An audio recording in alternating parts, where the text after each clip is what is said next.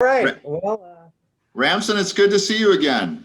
good to see you too. Hello to everyone this evening.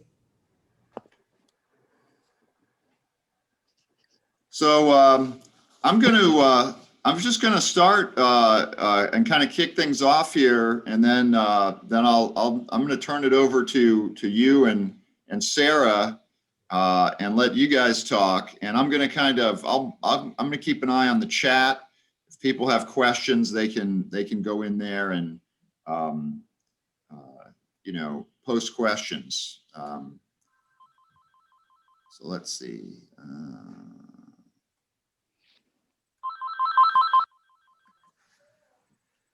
Welcome everybody. This presentation is being brought to you by the Robert S. Peabody Institute of Archaeology. We're part of Phillips Academy, which is a high school, a boarding school in Andover, Massachusetts. I'm Ryan Wheeler, I'm the director there. And Sarah Driscoll is a English instructor at the school and a good friend of Ramson's, who's our guest tonight. I'm going to start by sharing a land acknowledgement. This was written by students at our school. Phillips Academy occupies the stolen land of the Pennacook and Pawtucket peoples and the lands of the contemporary Abenaki, Massachusetts, Wampanoag, Wabanaki, Pokanoket, and Nipmuc nations. We honor the indigenous people who are here now, have been here for time immemorial, and will be here in the future. We acknowledge indigenous genocide and the continued oppression of Native peoples, voices, cultures, and spiritualities. We understand how education has been used by settler institutions in the attempted erasure of indigenous peoples. Phillips Academy is a settler institution, and as members of the Andover community, we perpetuate settler colonialism. We commit to interrogating the histories of and our complicity in colonization. Ramson. Centering Native voices and communities, and dismantling the ongoing legacies of settler colonialism at Phillips Academy and beyond.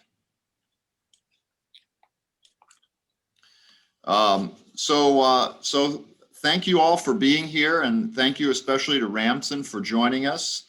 Some of you might have been with us in the fall when Ramson did a Zoom call, and we're glad that he's back. And so I'm going to turn it over to Sarah and Ramson. I'm going to let Ramson introduce himself. He's got a fascinating just in time career, and has taught at just about every educational level, and is also an incredible artist and poet. So I'm going to turn it over to you, both of you. Okay, good evening. I'm Ramson. I'm a member of the Hopi Nation here in the state of Arizona. And I'm going to let the presentation tonight introduce who I am. And I'd just like to encourage everyone to have a set of questions that you want to ask. I do a lot better talking with people rather than talking to them. So I'm ready to roll.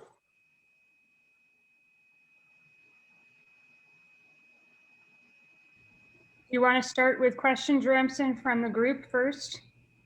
I'll tell you what, let's do the slide presentation first. Okay. And then we'll take the latter half of the session to have a discussion. Okay, great. All right. Sounds good to me.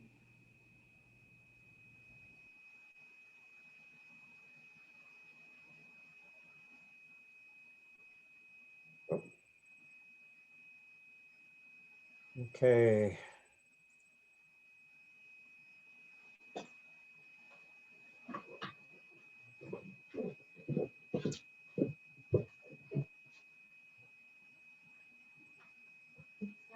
Okay, you should see a black screen. Okay. So I would like to start out talking about a basic Hopi ideal, or the way we were brought up to look at life. Um, we live in the desert area in northeastern Arizona. We're an agricultural people.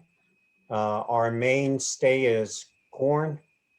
Um, and basically, the entire culture and the concepts and the values and the beliefs that we've developed over centuries is based around corn.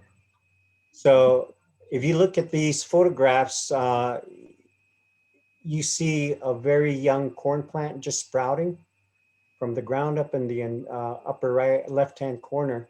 And right below it, you see a baby in a cradle board. So what we do is we parallel the life cycle of corn with the life cycle of people. And as you grow up in this world, you're nourished by your mother in more than one way. And then as you get older, you grow into childhood. And down the road somewhere, you eventually mature, or that's the goal, is to mature.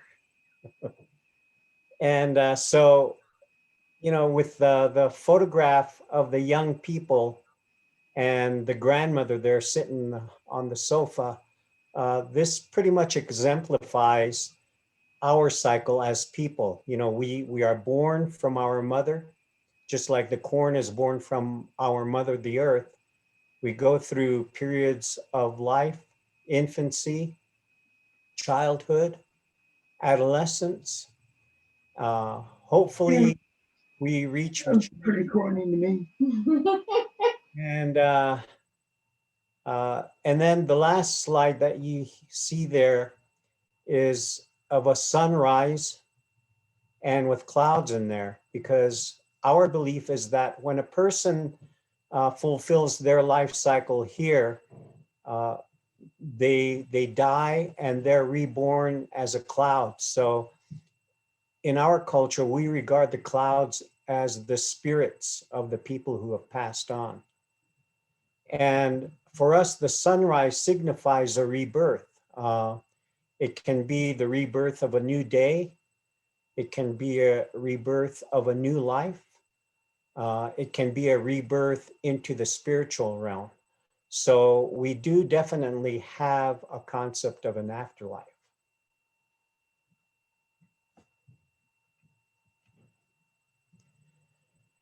So colors in the culture have a lot of meaning.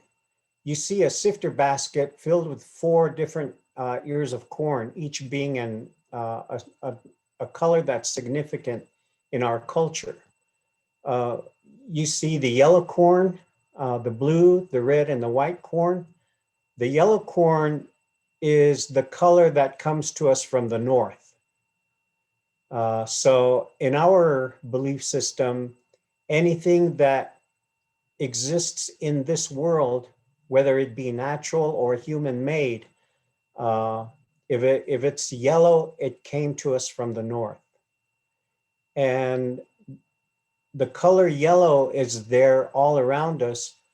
It's there to remind us that uh, for us to go through life with a positive attitude. And then the blue, which signifies the westerly direction, reminds us of moisture. And moisture can come in a wide variety of forms. Going back to this idea of being a farming culture in the middle of the desert, our instructions from our older people tell us not to irrigate the corn. They, even though there's subsurface water available. The reason being is when I was really young, the older people used to share with us that the reason why we don't irrigate our fields is because prayer will bring the rain, faith will bring the rain, our ceremonies will bring the rain.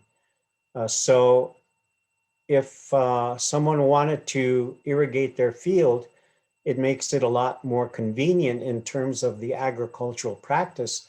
But the question that they pose to us is, what are you giving up for that? So for that reason, I've chosen not to irrigate my cornfields my entire life. I just depend on my faith, ceremonies, prayer, things like that to bring the rain. And then the red corn signifies the direction from the south. Reds and oranges depict heat and warmth. So the red color is something that we feel that is a needed part of life. And then lastly, you have the white corn, which signifies the east. And the white corn is there to remind us of, or it can symbolize purity, and it can symbolize snow. Now, if you look at the background color of this slide, it's green, because when you take a positive attitude, the yellow, moisture, the blue, heat and warmth, the red, and purity or snow, the white, what you have is you have the ingredients to create new life. And because the corn plant is green and it signifies new life coming into the world, green becomes the color of life. So I purposely chose this green background to signify the life that we have here. So if you look at the different art pieces there, you can see a combination of some of the colors and the symbolism that are connected to these. The picture of the pendants up on the upper left come with a variety of colors and images that bring together these four ideas in different combinations. So in essence, they're telling a story. If you look at the blown vessel at the lower left, you have blue around the rim and water around the body of the vase, the blue depicting flowing water, and the rim, the blue depicting moisture that's all around us. The white on the pot is the snow that comes to us during the winter time. And it's on a foundation of black. And black is the future. It's the unknown.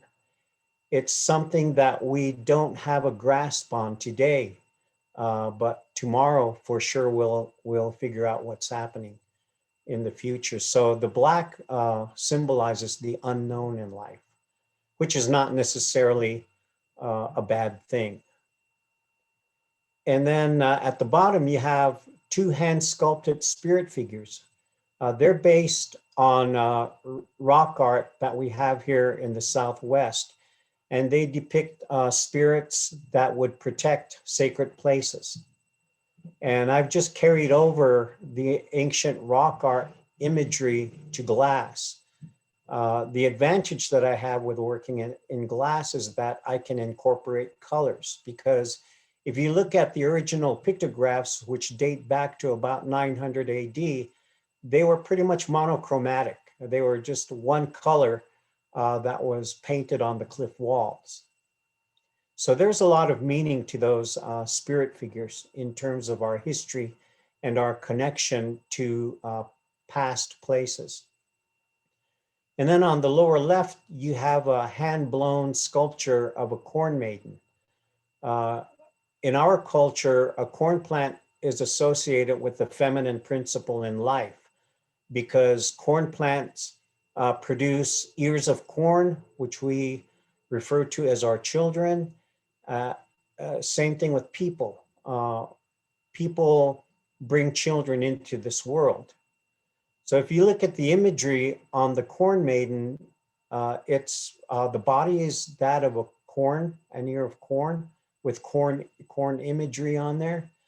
And the head is distinctive because on the sides, that's what young unmarried girls wear their hair like on different ceremonies. we call that particular hairstyle butterfly whirls.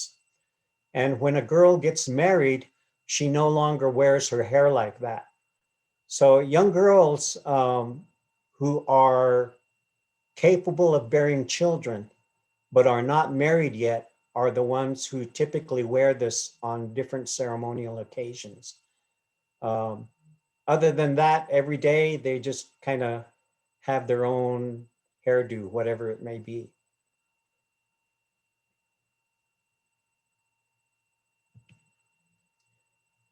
All right, so this is a picture of a harvest that occurs in the fall. There in the picture, you see our son, Justin, and next to him on the left is our grandson, Ira. So this is how values and the knowledge within the culture is passed down from generation to generation. And for the most part, it's the job of the mother's brothers to pass down their knowledge to the nephews and nieces in the immediate family. So the young boy, Ira, he was about maybe 4 years old when this photograph was taken. And so Ira's mother is Justin's oldest sister.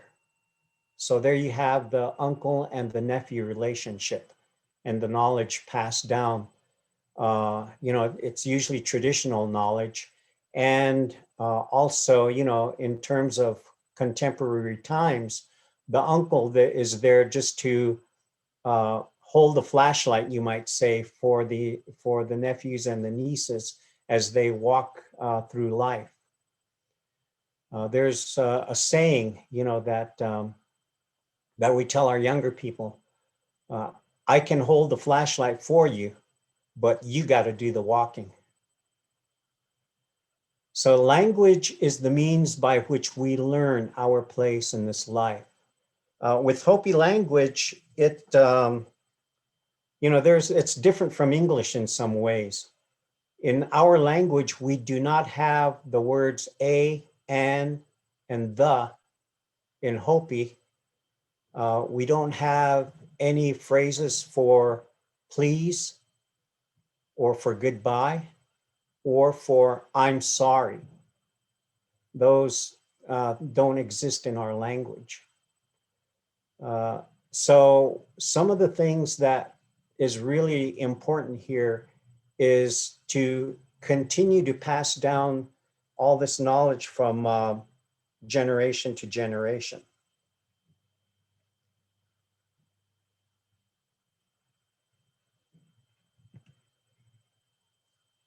Okay, here's something that I've really never thought of before until just recently. We talk about passing down this knowledge and our values and our beliefs within the culture, but it's interesting to note that for us, the values and this other belief system that we have in our culture also applies to non-traditional life. One of the things about Hopi is the word itself. There's several ways that you can define the word Hopi. One is a definition that comes to us through anthropology. And an anthropologist may define a Hopi person as someone who speaks the Uto-Shoshonean Aztecan language, someone who lives within a matrilineal society, someone who is an agriculturalist primarily, someone who follows a certain philosophy. These are all cultural definitions. The Hopi Tribal Council has a constitution. And in the constitution, it defines an eligible member of the Hopi tribe as being someone who is at least 1/4 Hopi by blood, so your blood quantum is a factor. An individual needs to be able to show their ancestry by tracing their family history back at least to the 1930s, when the first census on the Hopi reservation occurred. So if you can trace your mother's or your father's line down to the original membership rolls, you're eligible for membership into the tribe. In terms of residency, speaking the language, being involved in the culture, the tribe really doesn't place any restrictions on those. So when we talk about Hopi, we also have a traditional definition. And this definition within the culture says that a Hopi can be anyone who is spiritually and morally pure without sin. So we are taught not to call ourselves Hopi. This is something that we strive to become in life.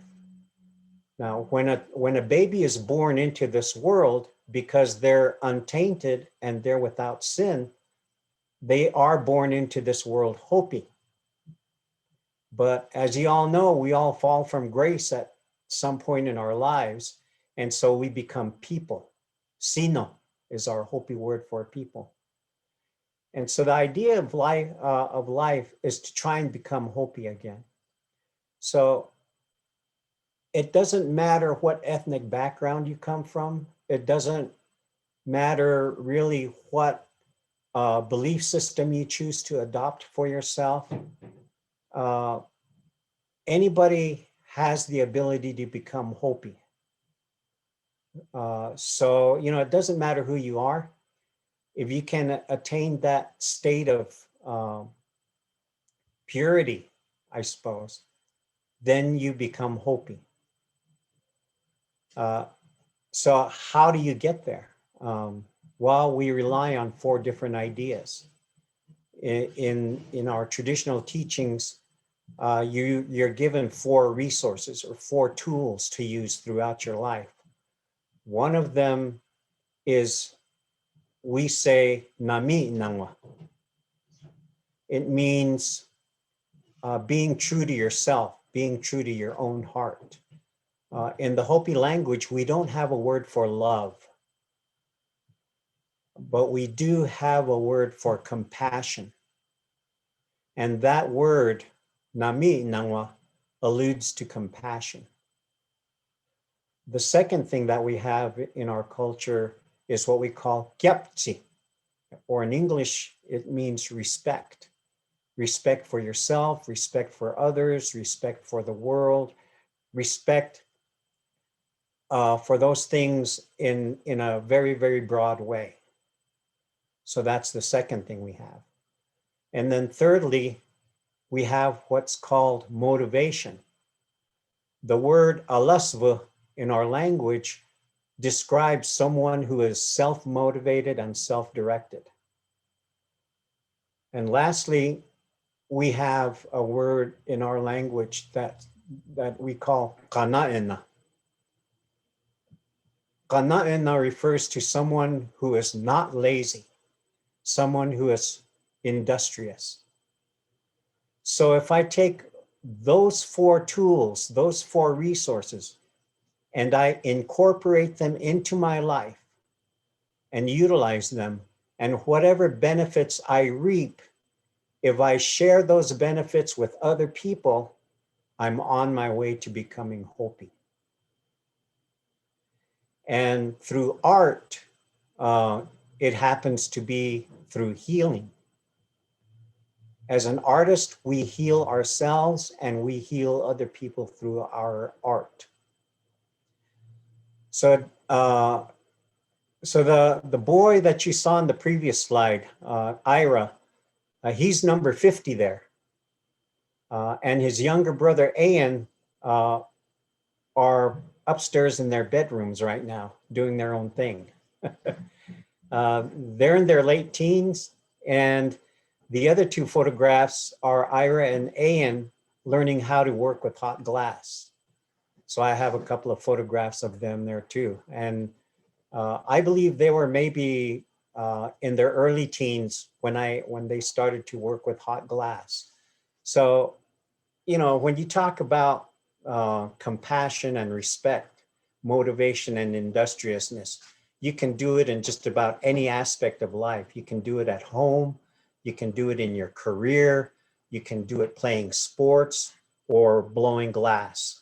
Uh, so life gives us the opportunity to become Hopi in countless ways.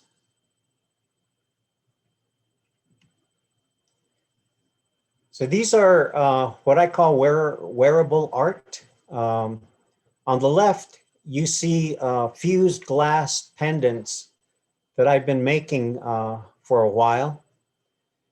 And when we talk about passing down knowledge and traditions and skills, we do it with the idea that we are helping others to become independent of us.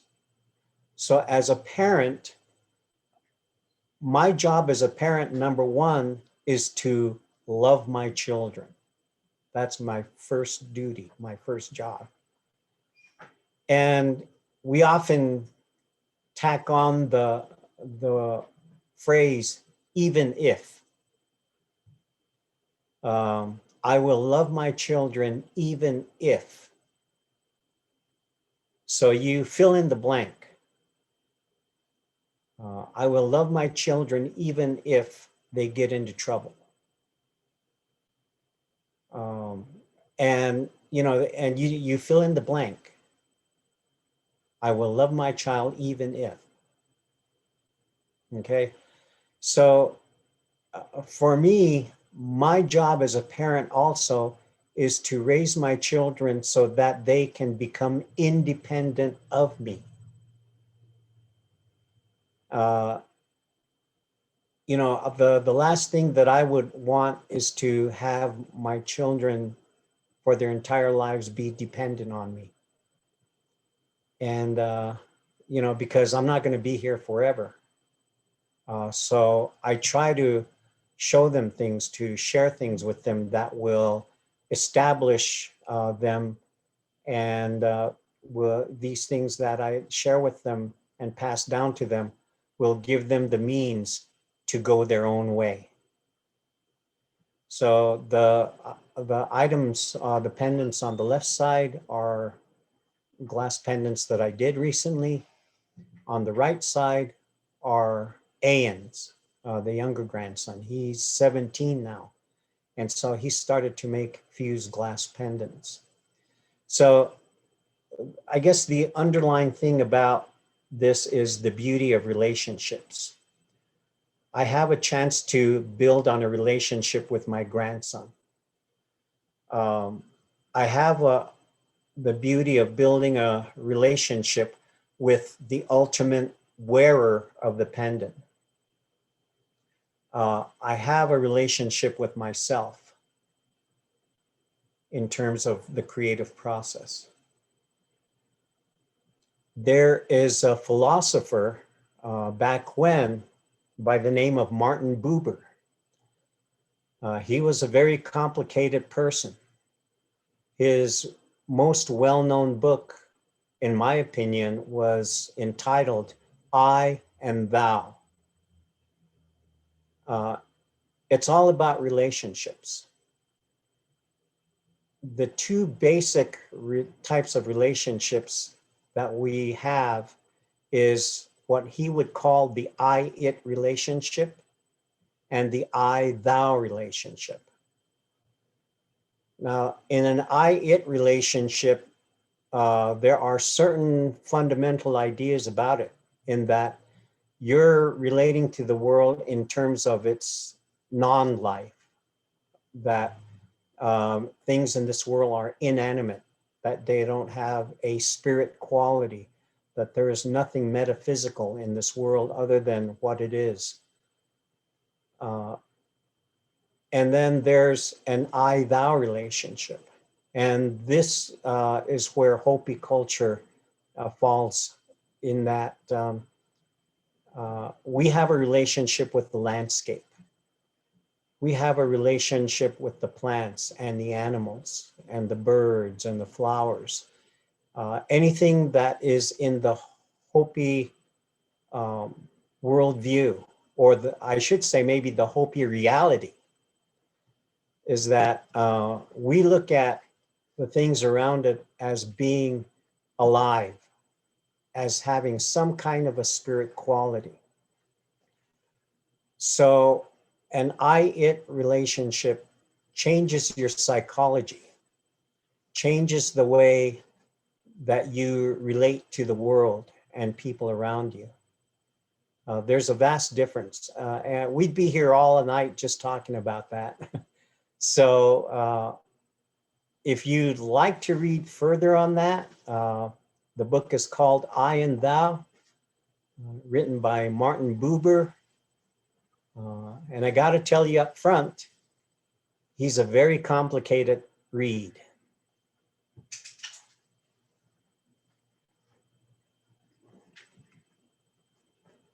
I was asked to read a poem, and this poem talks about relationships. It talks about that animistic view of the world. It talks about the afterlife and the idea that when you enter the afterlife, after you give up this life, you come back as a cloud to bring the rain so that life continues here. And so in your life here, you have many, many opportunities to share the benefits of what you have to offer. And even from the afterlife, those people who have passed on, when they come back as clouds, they're bringing us rain. So they're still contributing to life here for us. So this one is not titled, and this is for Taha. In our language, Taha, it means uncle. You became rain laden like you said you would. This morning, I heard your song when clouds, dark and pregnant with rain, appeared in great swells over Novotekyalvi. I listened to your rain song, dancing down, brushing our mother's soft skin. I pondered your beautiful black hair descending along distant red cliffs that Tobacco Clan people say is their eagle womb.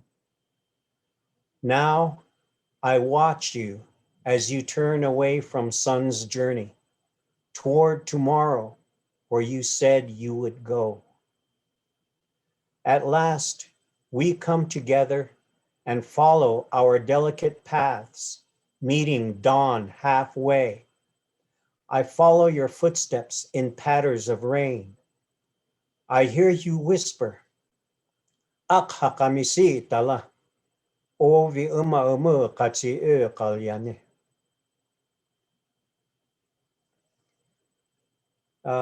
We can probably sit back and dissect this poem, and maybe we can do that once we get into the conversation part of this.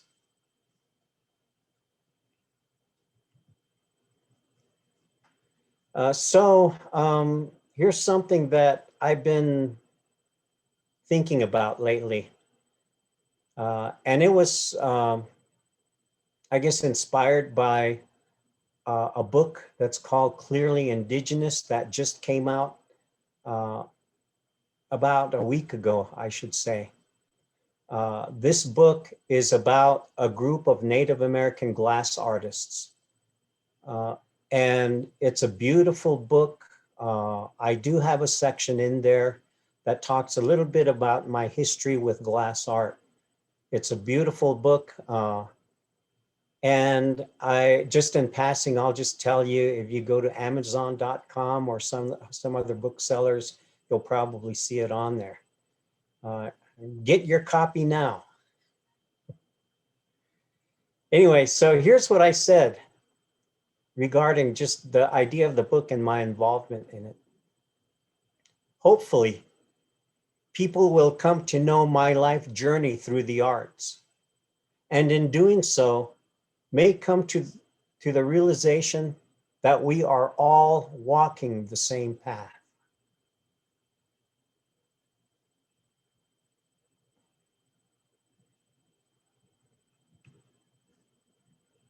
Okay, we're at the final slide, which is self-explanatory.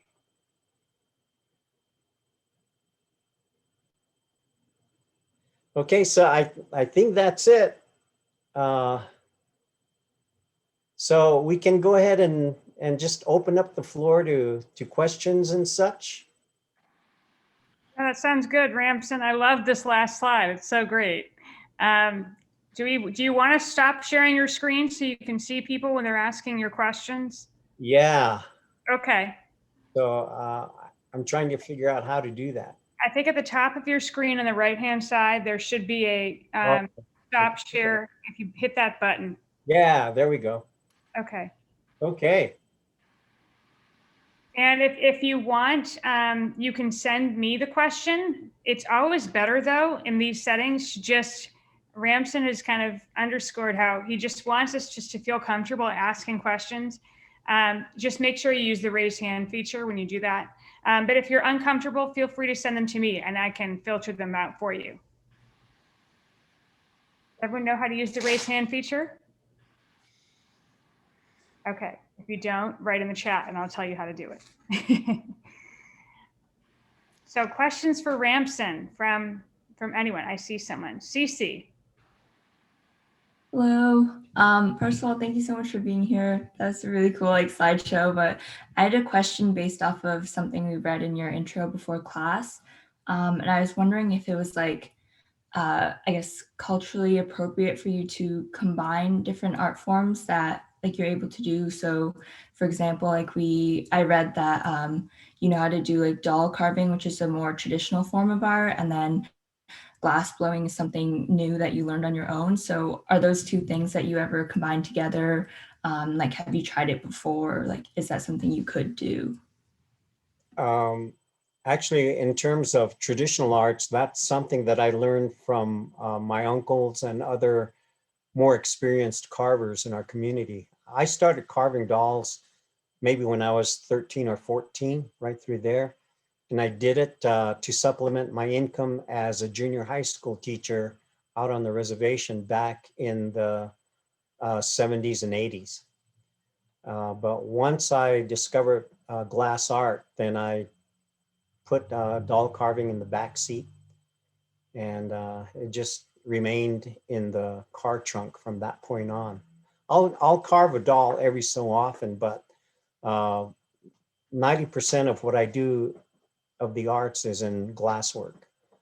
The other thing that I should point out is I was really filled with angst when I started to think about blowing glass as an expression, simply because in our community, which is fairly conservative, males are not allowed to work with pottery or clay. By tradition, that's considered a female art form because a clay pot, symbolizes the womb of a female.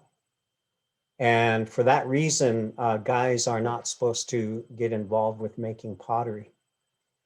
So I thought about it some, and I figured, well, glass is 3 or 4 steps removed from the actual clay. So I kind of bent the rules a little bit maybe, or bucked the system, but I never got any backlash for that. So I just, I guess I had to really clear my conscience about any kind of doubts that I was violating cultural norms. So, I do hear encouragement from other Hopi people.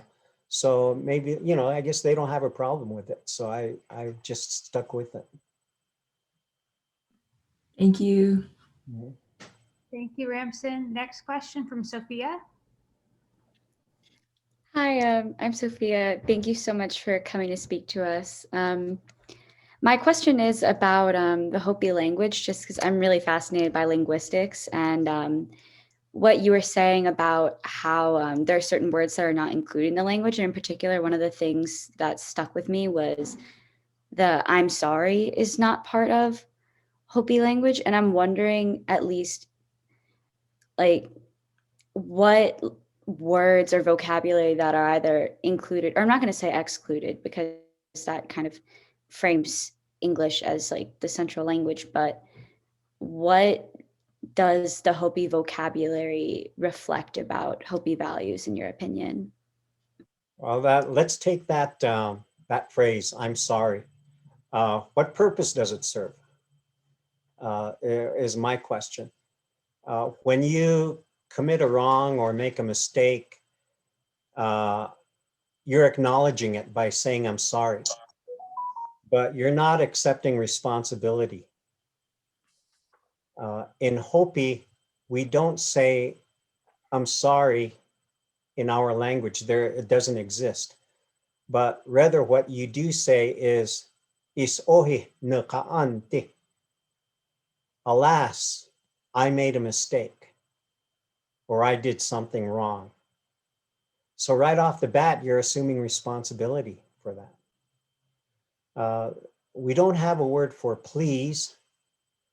We do have a word for thank you, and the word thank you is kwakwai for males and askwali for females. We don't have a word for goodbye. Rather than saying that, we do say asanupiu hisat yorikne, which means someday I'll see you again. And then we close it off by saying haknavas ningu, take care of yourself. We don't have words. How many of you still remember the articles of the English language? There are only 3 of them. Anyone? Can anyone shout them out? I think you said them already, right? I'm helping What would they be? I'm helping my English students along here. Good. Yes, Abigail. A and the. A and the. They don't exist in the Hopi language simply because we have this I-thou relationship with our world. It's not an I-it relationship. And the words a, and the connote a relationship of I-it. So we don't have those words in our language. And if you look back at the poem that I read, you'll notice that the words a, and the are lacking because that's not where my mindset is. So there are just a few words. We do have feminine and masculine forms for some words in our language.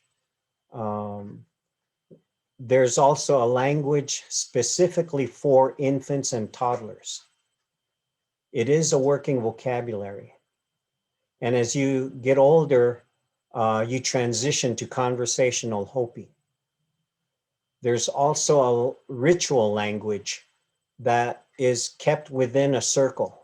So when it comes to using ritual language, you only use it in the proper environment, which is ritual and ceremony. You don't use it in everyday conversation. And the 4th language that we have is language for composing songs. And the language for composing songs is a combination of all of the 3 other languages.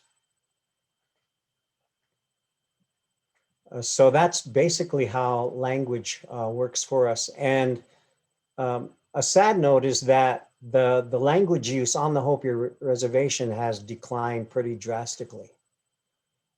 And it's, technology does that. that has a hand in it. And also being acculturated into the dominant society to a certain point is a factor as well. Thank you, Ramson. Our next question is from in the chat. It's actually not in the chat, but it was sent to me about what the connection between glass and the Hopi tradition is. Is glass a part of the cultural scope? That was just kind of a second question. Okay, I'm the primary mover in the glass art thing. Glass art, as we know it today, never existed in our culture until I started doing it. So I'm the first documented Hopi glass artist on the reservation. The same thing with working with silver jewelry. Using silver on the Hopi reservation only goes back to about the year 1905, when the first documented Hopi silversmith started working in it. So one question that I pose is, at what point does something become a traditional art? Is still silver overlay a traditional art now because it's been here for a little over 100 years? Do I need to wait 100 years for glass art to become traditional Hopi? Now, Hopi people are not strangers to glass. If you look back into archaeology, you can find obsidian projectile points at archaeological sites. Now, obsidian is a very rudimentary form of glass. So Hopis were not strangers to glass in that sense. But it's, I guess, the technological advancements that were made that really changed the material. So in terms of glass art, glass blowing, stained glass, which I also do, is not a part of Hopi tradition historically. I mean, you gotta start somewhere, right? Somebody's got to be the first mover. Otherwise, we don't grow. And this is how we grow. We grow through change. We grow through trying new things. Thank you, Ramson. Our next question is from Kate. First of all, thank you so much for coming to talk to us. And I was just wondering, so I saw some of your glasswork on the website for the American Museum. And I was just wondering if you've had the opportunity to work with like other Hopi artists or just like other Native American artists through that, or just kind of more about the museum itself and what they do. Well, one of the things, because I used to, actually, I retired from teaching sociology at North Central College in Naperville, Illinois. I did that, I think maybe about for 13 years as an adjunct faculty member. And after that, I really started to get into consulting work with a variety of museums. I do the lecture circuit, or did before the pandemic hit, for different colleges and universities, talking about a variety of subjects. And I still am an artist in residence on occasion. But the American Museum it's really tucked away in the middle of the desert. And the artwork that I've done there consists of glass and consists of doll carving. Generally, I've been working on my own in terms of the glass art. Hopefully, my two grandsons will continue to work with glass. I have my 17-year-old grandson has been working with me the past 2 weekends, and he's learning the ropes now. In terms of collaborating with other artists, I do that on occasion. And the artists that I generally work with, some of them are included in the book Clearly Indigenous. So, in terms of working with glass art, it's something that I've learned how to do pretty much on my own. And, you know, when I go to art shows or go to gallery openings and things, people sometimes ask me if I'm self-taught. And my usual reply is, well, no, I can't teach myself something I don't know how to do. So I'm self-learned. And for a lot of us, that's probably the best teacher, is if we just go in there and, you know, you have a problem and you just tackle it. I mean, just go into it. So you, in order to grow, you have to be a risk taker. I hope I answered your question. If not, ask it again. No, that was really helpful. Thank you. It's really interesting. Do we have any more questions? I know it's 9:35 and I know students need to leave soon, so we have time for one more question before we need to finish up. Okay, Neil.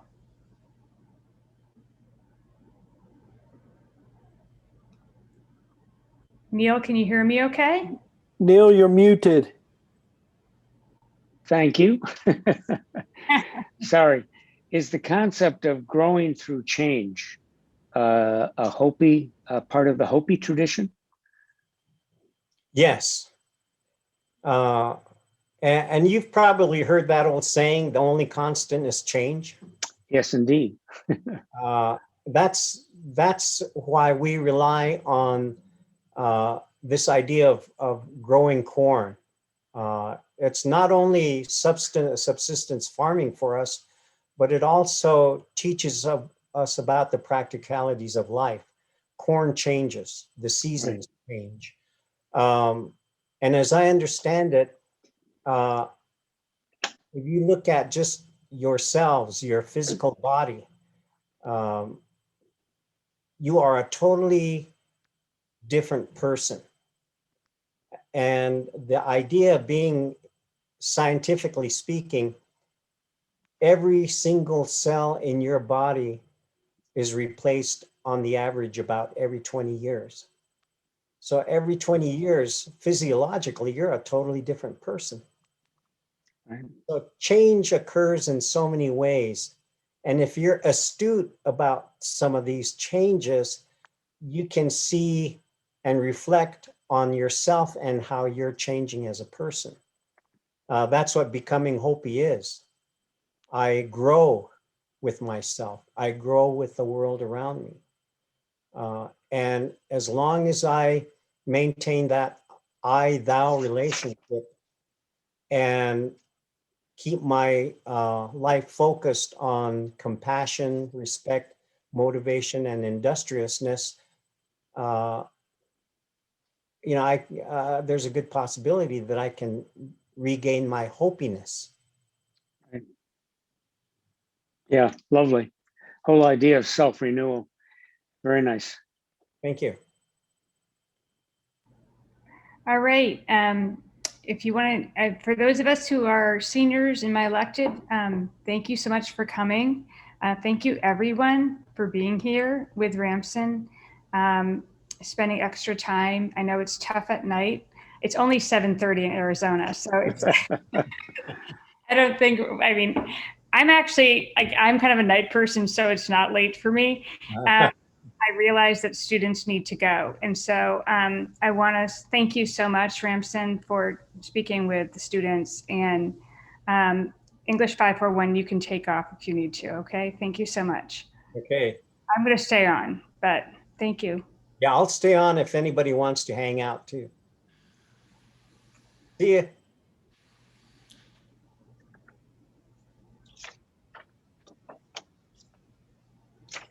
Okay, so I'm wide awake and ready for more talk if you are. I'm ready for any questions coming in the smaller group. I need to leave at 10 my time. That's 20 more minutes. I can hang out until then.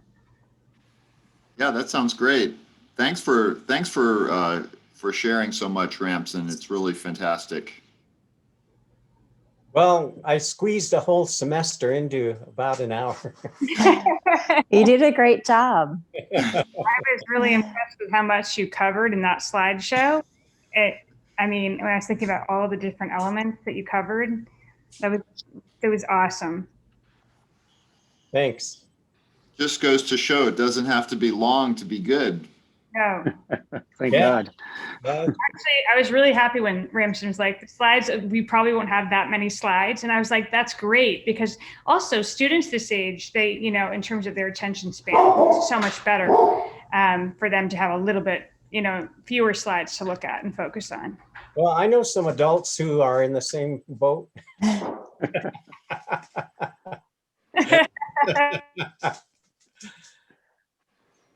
It looks like you have some questions, Bonnie. Hi, I was wondering, Ramson, if somebody not from the Hopi culture wanted to explore some of the themes that you brought up, like whether you would, how that would be considered in the context of cultural appropriation. Well, it takes cooperation and understanding. Because, I mean, that's a really good question, because you could turn the tables on that. As we all know, you know, classic glass blowing primarily had its heyday, you know, in Italy at Murano, and prior to that, Egypt. So in a sense, I may be appropriating something from another culture that really does not originate in mine. And where do we draw the line? You know, if Perhaps, but then you're engaging in their form, and I guess what I would be talking about is engaging in icons and themes like corn. So it's a little bit different. well, there's room for discussion, because corn is not strictly a Hopi thing. You know, just driving between here and Chicago, I went through a lot of cornfields, you know, in southeastern Illinois. So corn as an image is not constrained to one culture. And so, you know, for me, if there's a concept or an image or some symbology or anything that exists in one culture, it's there for them to utilize. Now, we do get into a different area when we start to talk about things that have to do with privileged knowledge. And that's something that I didn't really bring up this evening, is that Hopi people recognize and acknowledge two types of knowledge. There's common knowledge and privileged knowledge. Common knowledge is available to anyone, whereas privileged knowledge is knowledge that you gain through being initiated into one or a number of different societies, ceremonial societies in our tribe. So I'm a member of what we call Powamaya. We do our ritual and our ceremony in February and in July. And those of us who are initiated into that particular society, whether you're a male or a female, you're not allowed to share that with people outside of that circle. So one thing about Hopi iconography and imagery and the knowledge that goes along with that is constrained to being an initiated person in that context.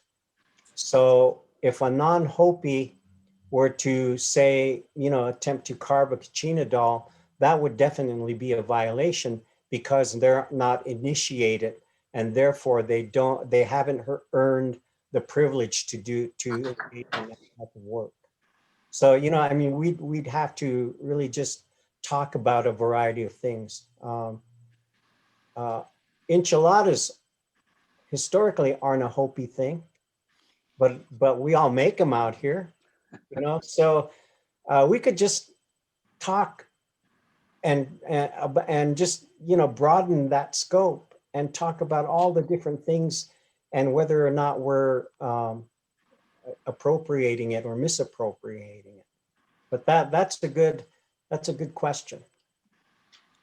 Do we have time for me to ask a follow-up? Sure. Something you brought up. So I have all night. You said if I heard you correctly, you said something about being part of an initiated group, but that you are not supposed to share certain knowledge of it. So I'm wondering if that means that there are many aspects of your art that we cannot appreciate. Well,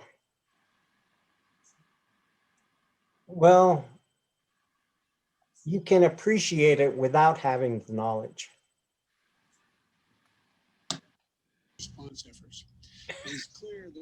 That's a little bit cryptic, I gotta admit. I feel like I can appreciate it visually for its beauty and its form, but I wouldn't understand the meaning then if you're not sharing with me the meaning. Well, yeah, I share that stuff through the art. You know, the idea of the colors and the symbolism behind the colors and the meanings that they hold.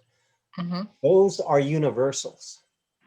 The particulars, things like ritual songs and the rituals themselves, those things we're not allowed to share. Are you saying, for instance, there might be, let's say, a bird that is part of the ritual, so it might be represented in your art, but I wouldn't know the meaning that it symbolizes or carries for you? Well, I think we could ask the question, why would you need to know?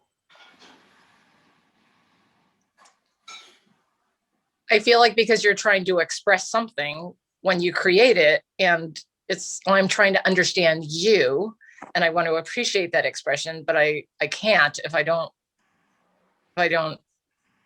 you're not using it to not educating me because you're not permitted to. I feel like that it comes between my understanding of your art. Okay, so let me try and bring up a point about that. The reason why in our culture we have common knowledge and privileged knowledge is because privileged knowledge entails certain things. When privileged knowledge is made up of knowledge and utilization. So I'll give you a couple of, and this is an example that I give my students in sociology classes. Let's say that I wanted to become a locksmith. So I go to locksmithing school, I go through the process, right? And in the course of becoming a locksmith, I learned how to manipulate keys and locks. So I've gained some knowledge from that. I've gained a way to utilize that. So with anything like that, you usually culminate you usually finish it up. Closure is through ceremony. So it might be receiving a license to be a locksmith. It might be getting a medal of some sort. You know, it all depends on the cultural way of doing it. But in becoming a locksmith, I've gained the knowledge and the ability to utilize keys and locks. So the question for Hopi is, what was your intent? Because not only did I learn how to help people get into their locked cars or their locked homes, I've also learned how to burglarize. If I wanted to become an accountant, I go to, you know, a program and I finish it and maybe get a diploma or whatever. And I've gained the knowledge and the ability to utilize numbers. So the question now is, what is my intent? Because I learned how to help people keep their finances in order, but at the same time, I've learned how to embezzle, or should we say creative accounting. So the question for us is, what are you going to do with that knowledge? You see, I don't think there's a pharmacist out there who's going to reveal all of the knowledge that he has, because it's going to be subject to abuse. And so with Hopi, that's the power that privileged knowledge has, you see. So there are some things that we are able to share with outside of that circle, and there are some things that are to be contained. And so when you're a holder of that knowledge, you have a big responsibility in a sense, to make sure that you don't get sucked into the dark side.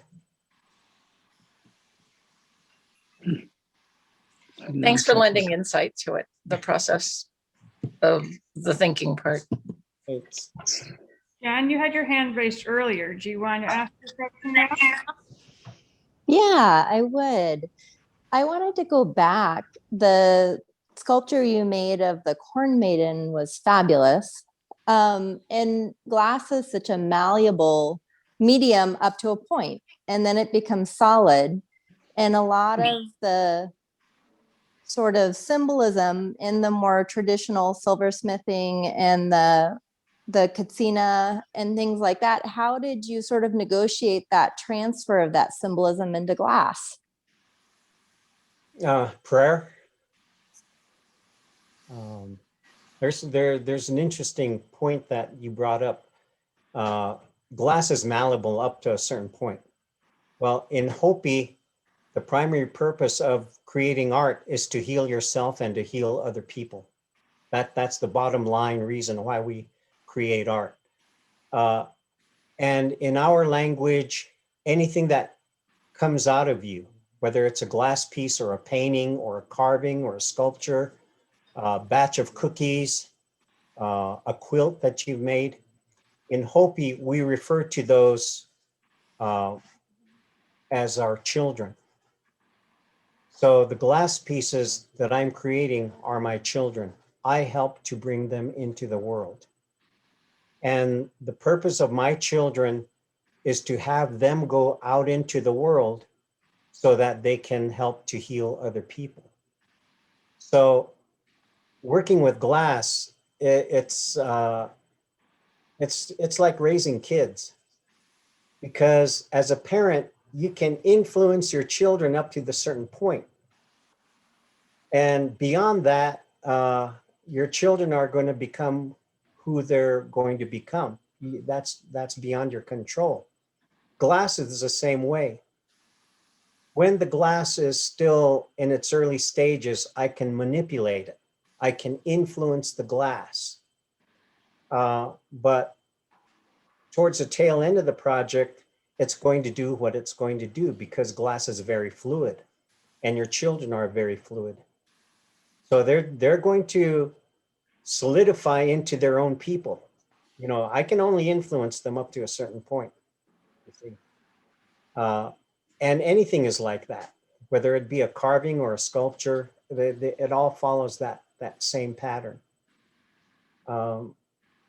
So the best I can do is to try to influence them in the way where they're going to be beautiful no matter who they become. Another artist, Hopi artist, a long time ago shared with me, he said, Ramson, don't ever make projections. He said, because when you get it in your head and you're still pounding away on that silver bracelet, that, oh, this is what it's going to look like when it's done. It's going to be cool. And I'm going to sell it for $300. He said, when you start making projections like that, you're only setting yourself up for disappointment. So he says, just do what you do, just chip away, and however it becomes, that's how it is, that's how it's going to turn out, and you love it just the same. So that's something that I look to in terms of parenting. I have There's that parallel between, you know, raising children, parenting, and working with the arts. And glass art is the perfect example for that. I was there was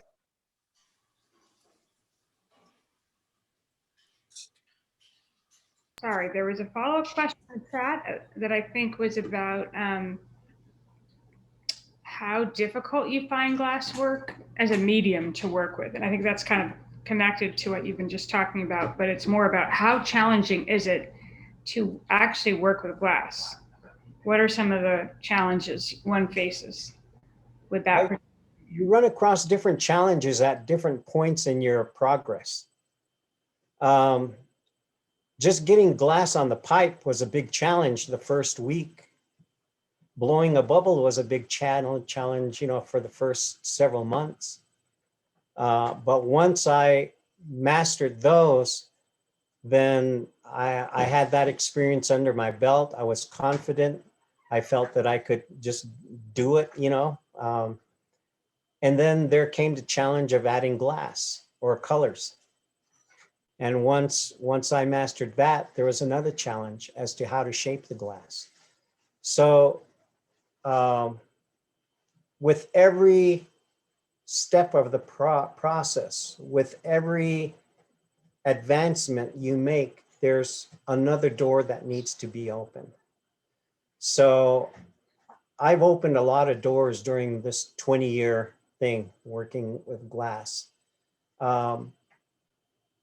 Some of them are technological. You know, if the electricity goes off, all of a sudden your blower to keep the burner going goes out, you know, and so there's a challenge there.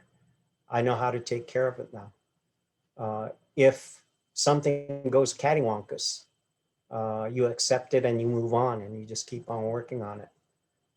So the challenges change over time. And once you've mastered that, you're ready for another one. So, you know, Joseph Campbell does a really good job in explaining that in the Hero with 1,000 Faces. You know, there's a challenge around every corner.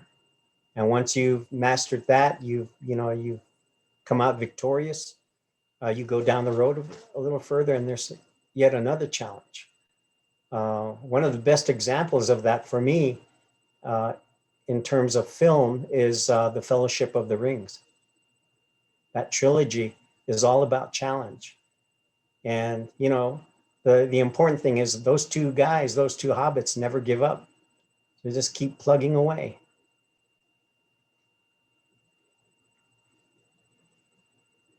Do we have any additional questions? Oh, Michael? I am really interested in when you add color to this clear mass of silicon. And have you found the four colors that you mentioned, yellow, blue, red, and white, are they readily available in your culture, or are they things that are special as well? Well, in terms of the glass, glass comes in a very wide spectrum of colors. Some of them are translucent, some of them are transparent, some of them are opaque. The color palette can be into the dozens. So you can get greens, reds, purples, black, white, I mean, yellows. There's just a very good variety. And they come in different forms. So depending on what you're trying to do with a particular piece, you'll utilize maybe just one or a combination of those colors. And the colors can be applied to the piece at various stages of the process, depending on what effect you're trying to create at the very end. Because some of the things that I make, like vases, there's a series that I call swirling stones. I try to make them look like stones, but when you bring them out of the kiln after they've annealed, they're very glossy. I mean, it's obviously glass. So what I do then is I sandblast it, and that takes away that glossiness, and it looks like ceramics. So it depends on what you want to do. The colors, the glass right now, the clear glass, I should say, is running about $50 a bag for it's $1 a pound, let's call it. That's the average price nowadays for clear glass. But because the colors are made up of precious metals, they're a lot more expensive. For example, red has a high gold content. It's the gold that gives it the red color.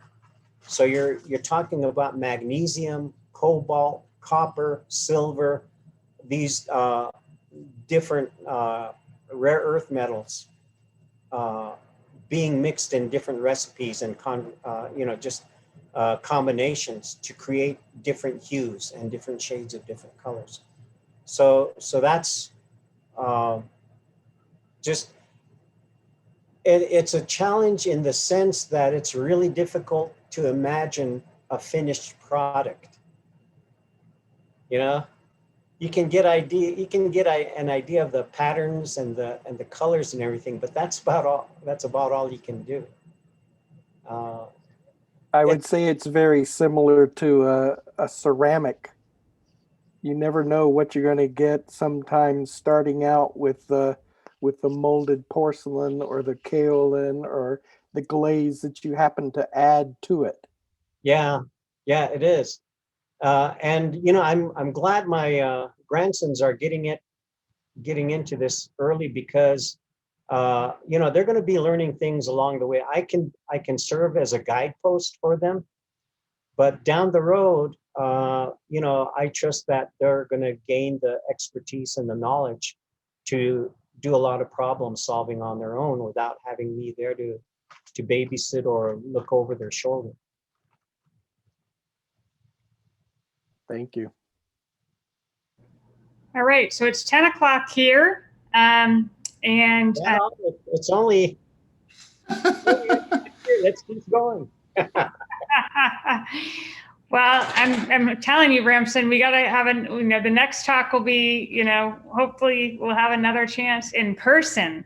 That would be awesome. Once the actual, COVID stuff.